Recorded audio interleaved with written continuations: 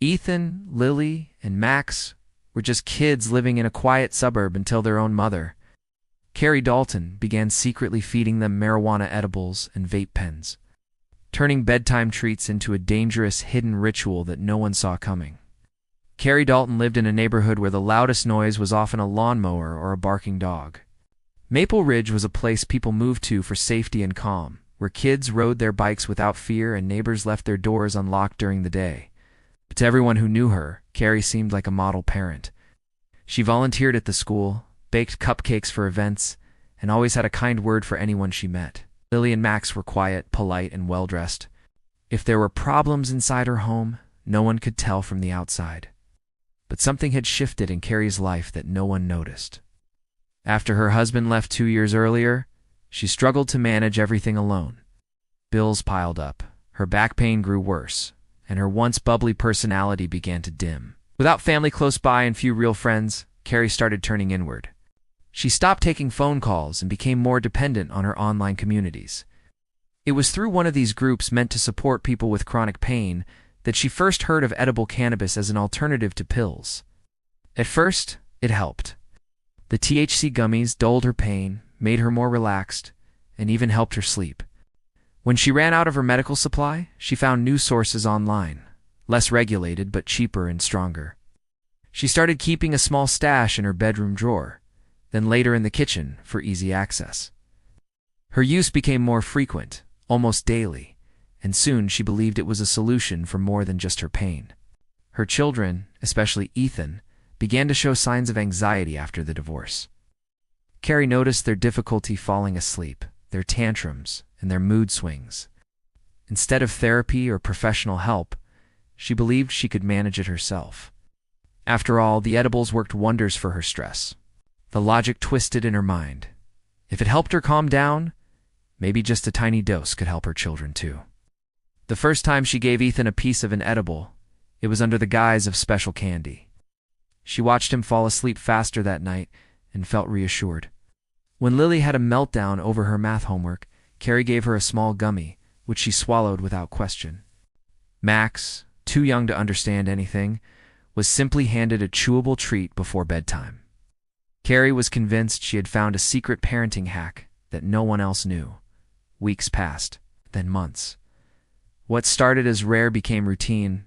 Each child had their own designated treat time, always hidden within bedtime snacks or weekend movie nights. Vape pens were off limits at first, but eventually Carrie thought a puff or two might help Ethan relax before school. She began justifying her actions more aggressively in her mind, telling herself she was doing better than other struggling moms. No one suspected a thing. From the outside, Carrie seemed calm, the kids seemed fine, and the house was always tidy. But behind the closed doors of her picture-perfect home, something dangerous was building slowly, quietly, and without warning. Ethan's behavior began to shift in subtle but noticeable ways. At first, it was small things, forgetting his homework, staring blankly during class, or looking unusually tired in the mornings. His teacher marked it down as a phase and recommended more sleep. But then came the red eyes, the sluggish responses, and the strange giggles at inappropriate moments. Other students noticed too. One afternoon, Ethan fell asleep during a test and couldn't be woken up for several minutes. When questioned, he mumbled something about having special candy the night before. The teacher assumed he meant sugar, maybe too much dessert, and didn't think much of it. Meanwhile, Lily had always been high energy, full of questions and eager to please. But that energy began to fade. She seemed spacey, distant. At recess, she'd wander alone, or sit still watching the clouds while other kids played. She started to lose her appetite and complained of dizziness. Max, the youngest, was still in kindergarten. His changes were harder to detect. His teacher began writing notes about random napping in class, unpredictable behavior, and frequent stomach aches.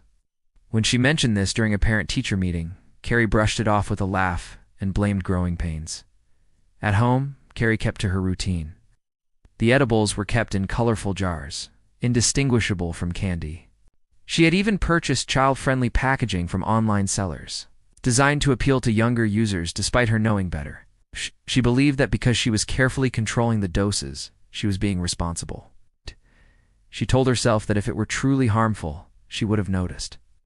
But her judgment was clouded, and she ignored the warning signs. By now, she was giving them edibles several times a week and allowing Ethan occasional hits from her vape pen on days when he appeared anxious or upset. She believed she was nurturing them through stress, creating a calm and peaceful environment at home. The children, unaware of what was actually happening, began to see these treats as normal. They didn't know they were ingesting substances meant for adults, didn't know why their heads felt fuzzy, or why they got sleepy without warning. They only knew it came from their mom, and that meant it had to be safe. Outside the home, the whispers started to grow louder. Some parents commented on the odd way the kids spoke or the distant looks in their eyes. A neighbor noticed a strange smell wafting from Carrie's backyard one evening and joked about it smelling like weed. No one took it seriously. After all, she was Carrie Dalton, the smiling mom who made cupcakes and wore homemade scarves to PTA meetings. The idea that she could be giving drugs to her own children felt unthinkable. Still, the signs were building. A nurse at the school began to quietly document each visit from Carrie's children: headaches, fatigue, glassy eyes. She noticed a pattern. The children were in her office more than any others, and their symptoms didn't add up. Something wasn't right. But there was no proof, at least, not yet. It was a gray Tuesday morning when everything came crashing down. Ethan had seemed especially dazed that day, stumbling slightly as he stepped off the school bus. His teacher watched with growing concern as he slumped at his desk, barely responding during roll call. By lunchtime, he was pale, sweating, and unable to stay upright. Moments later, he vomited in the hallway before collapsing in front of the nurse's office. The school immediately called for an ambulance. At the hospital, doctors ran a series of tests. They suspected food poisoning, but the toxicology results told a different story. Ethan's system contained high levels of THCV, active chemical in marijuana. Not only was it present, but it was clear the exposure had been ongoing for some time. The hospital contacted Child Protective Services within the hour. Carrie was called in and appeared shaken, insisting it must have been an accident, that Ethan had somehow gotten into her personal stash. She said he must have mistaken the gummies for candy, but her explanation didn't match the levels detected. Doctors knew this wasn't a one-time incident. By the next day, the two younger children were tested as well. Both showed similar traces of THC in their blood. Investigators were stunned by the consistency it suggested routine exposure. Not a single mistake. The children were removed from Carrie's custody, while an emergency warrant was issued to search the family's home. The search revealed a disturbing scene. Inside the kitchen cabinets were jars filled with cannabis-infused gummies, some brightly colored and shaped like animals. Mixed among the kids' snacks were THC-laced cookies, hidden in plain sight. Vape pens were found in multiple drawers, some used, others still sealed in their packaging. A larger container beneath the bathroom sink contained unmarked plastic bags of homemade edibles, none with dosage labels. Some partially melted or fused together. In Ethan's bedroom, investigators discovered a vape cartridge tucked inside a shoebox. His school backpack had crumbs from what later tested positive for THC. Carrie had gone to great lengths to normalize the products. The children's bed sheets carried faint but distinct cannabis residue. It was clear this wasn't about curiosity or poor judgment. It was a pattern of exposure, sustained over weeks, possibly months. The public outcry was immediate once news leaked. The local reporters crowded outside the hospital and Carrie's home. Neighbors who once praised her were now in disbelief. Teachers, friends, and parents tried to make sense of the revelations. Everyone asked the same question: how had no one seen the truth sooner? Carrie was arrested within 48 hours. She maintained her story, with surveillance footage from a nearby smoke shop showing her purchasing high-concentration oils. Without proper safety packaging, only added to the case against her. Her children were placed in temporary foster care, while authorities began to unravel just how far the damage had gone. What started as a quiet emergency had become a full-blown scandal, one that shook the trust of an entire community. And it all began with one mother's secret decision, hidden behind the closed doors of a quiet suburban home. As the investigation unfolded, the details of Carrie Dalton's behavior painted a disturbing portrait of a mother whose intentions had crossed into criminal territory. Psychological assessments ordered by the court revealed layers of stress, denial, and emotional isolation that had led Carrie down a dark and dangerous path. Experts testified that she suffered from untreated anxiety, chronic pain, and a growing dependency on marijuana products that distorted her perception of reality. But these factors, while important in understanding her mindset, did not excuse her actions. The evidence spoke clearly. Carrie had knowingly and repeatedly exposed her children to controlled substances. Investigators dug deeper into her digital footprint and uncovered even more unsettling details. Her browser history showed countless searches like safe THC dosage for kids and how to microdose edibles for anxiety. She had read blog posts and online forum discussions where users joked about cannabis use around children. She had taken them seriously. Saved chat logs showed her participating in threads where she described her children's reactions to various doses, often referring to them as test runs or experiments. In one message, she wrote that her daughter slept like an angel after a dose of a homemade brownie, adding laughing emojis at the end. This wasn't about confusion anymore. This was willful behavior. Child welfare officers also interviewed neighbors and teachers who recounted subtle warning signs. One teacher remembered Lily saying she had a magic gummy that made her feel like she was floating. A neighbor had once seen Carrie giving Ethan a vape pen in the car, but assumed it was a toy. Another parent remembered Lily offering another child a cookie from her backpack and laughing. It makes you dream funny. These moments had all been dismissed as jokes or imagination, but now, in hindsight, they took on a chilling clarity. Carrie's defense team argued that she was overwhelmed, that she had no intent to harm, and that her behavior stemmed from untreated mental health conditions and a warped sense of self-care. But prosecutors painted a different picture. A mother who made a series of conscious choices that led to the systematic poisoning of her own children. They emphasized that while Carrie may have believed she was helping, she never consulted doctors, therapists, or even her children's pediatrician. Instead, she trusted online strangers and her own misguided instincts. The court also heard from medical experts who explained the potential long-term effects on the children. Ethan showed signs of early cognitive impairment, with memory lapses and slowed reaction times. Lily developed a minor heart arrhythmia, believed to be connected to exposure from high-potency vape oils. Max, still in his developmental years, exhibited delays in speech and behavior.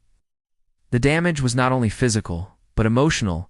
The trust between parent and child had been broken in a way that might never fully heal. Carrie sat silently through most of the hearings, occasionally nodding or wiping away tears. She seemed hollow, as if detached from the enormity of what had happened, but for the courtroom, for the community, and especially for her children. The horror of the truth was now impossible to ignore. What began as a coping mechanism had become a calculated risk with devastating consequences. Carrie Dalton was sentenced to 12 years in state prison, with no chance of parole for the first 8.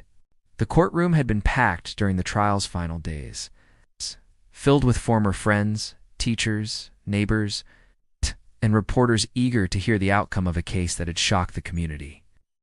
The judge called it one of the most disturbing and preventable examples of child endangerment the county had ever seen. Carrie showed little emotion as the verdict was read, her once vibrant presence now reduced to a hollow stare and the quiet shuffle of her chained wrists. Her children, meanwhile, began a difficult journey of healing. Removed from Carrie's custody months earlier, they were placed under the care of their maternal aunt in Oregon, a woman who had no idea how deep her sister's troubles had become. With the help of child psychologists, Ethan, Lily, and Max started therapy to deal with the emotional and physical consequences of prolonged THC exposure. Ethan struggled, the most plagued by mood swings, recurring nightmares, and a lingering sense of betrayal. Lily showed signs of deep confusion, unsure how to process that the woman she trusted most had been the source of her suffering. Max, too young to fully grasp what happened, remained attached to the idea that his mother had only given him yummy treats. Medical specialists confirmed that although the physical damage was not irreversible, there were no guarantees. The children would need continuous monitoring as they grew, particularly Max, whose cognitive development had been affected. In the following months, school counselors worked closely with their new guardians to ensure that their education continued in a supportive, stable environment.